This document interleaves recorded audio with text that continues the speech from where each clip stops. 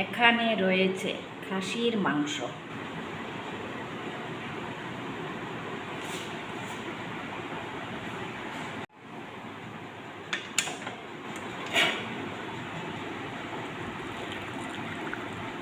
এবার আমি গরম জল দিয়ে ভিজিয়ে রাখবো কিছুক্ষণ, তারপর ধুয়ে নেব। তাহলে খাসির মাংসের বা ছাগলের মাংসের যে একটা গন্ধ থাকে সেটা চলে যায়। এখানে রয়েছে খাসির মাংস, সব ধুয়ে নিয়েছি। এবার পেঁয়াজ বাটা, রসুন বাটা আর আদা বাটা দিয়ে দিচ্ছি।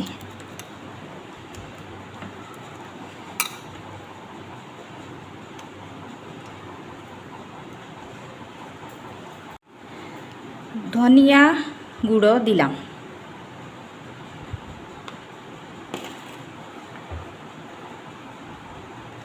লঙ্কা গুঁড়ো দিলাম,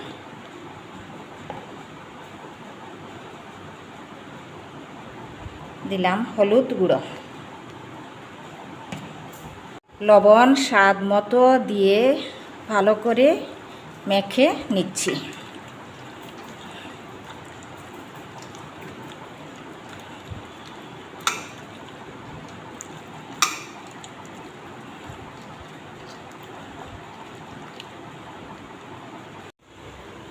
গরম তেলের মধ্যে সব মাংস ছেড়ে দিলাম।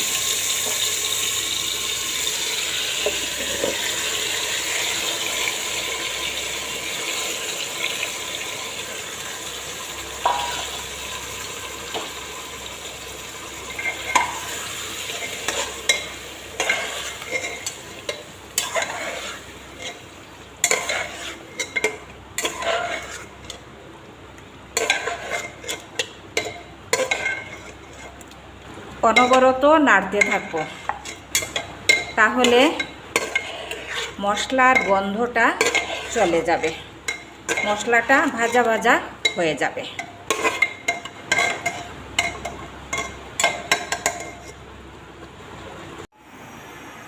খাসির মাংস তো তাই একটু শক্ত হয়, এই জন্য প্রেসার কুকারে মাংস সেদ্ধ করে নিচ্ছি।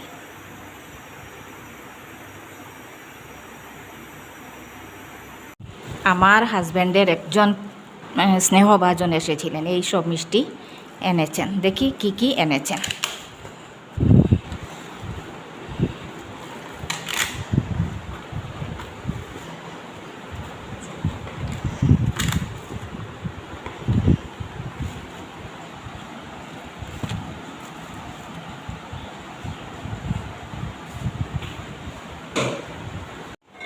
খাসির মাংস সেদ্ধ হয়ে গেছে, এবার কড়াইতে নামিয়ে নিচ্ছি সব।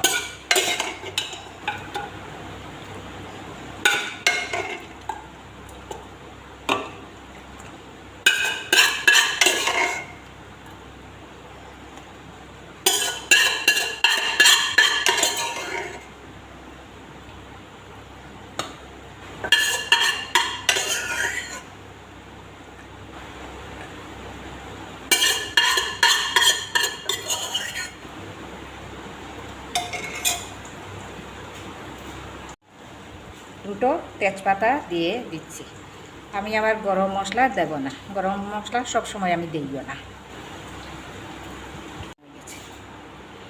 খাসির মাংস রান্না হয়ে গেছে, দেখুন কত সুন্দর রং হয়েছে, খেতেও ভালো হবে। এখন আমি মুগ ডাল রান্না করব। তেলের মধ্যে কাঁচা লঙ্কা, পেঁয়াজ কুচি আর রসুন কুচি দিয়ে দিলাম।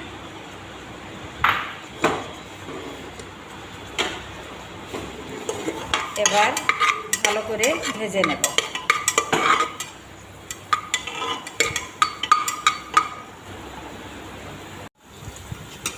মুগ ডাল দিয়ে নিয়েছি, এবার পেঁয়াজ কুচির মধ্যে ছেড়ে দিচ্ছি।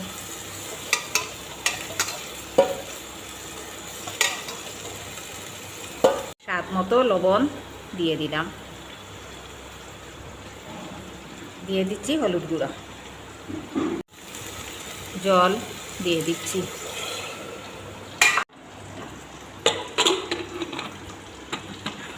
প্রেসার কুকারে মুগ ডালও সেদ্ধ করে নেব। আর এদিকে কাঁকরুলের পুর রান্না করছি বা তৈরি করছি।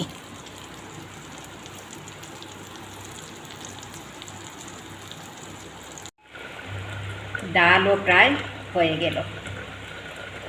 তাড়াহুড়োর মধ্যে এভাবে আমি রান্না করে নিয়েছি। আপনারা যারা আমার মতো গৃহিণী রয়েছেন, আপনারাও এভাবে তাড়াহুড়ো থাকলে রান্না করে নেবেন ডালটা। কারণ এখন অনেকটা বেলা হয়ে গেছে, 12টা 12 মিনিট হয়ে গেছে, দুপুর বেলা এখন। আল্লাহ হাফেজ।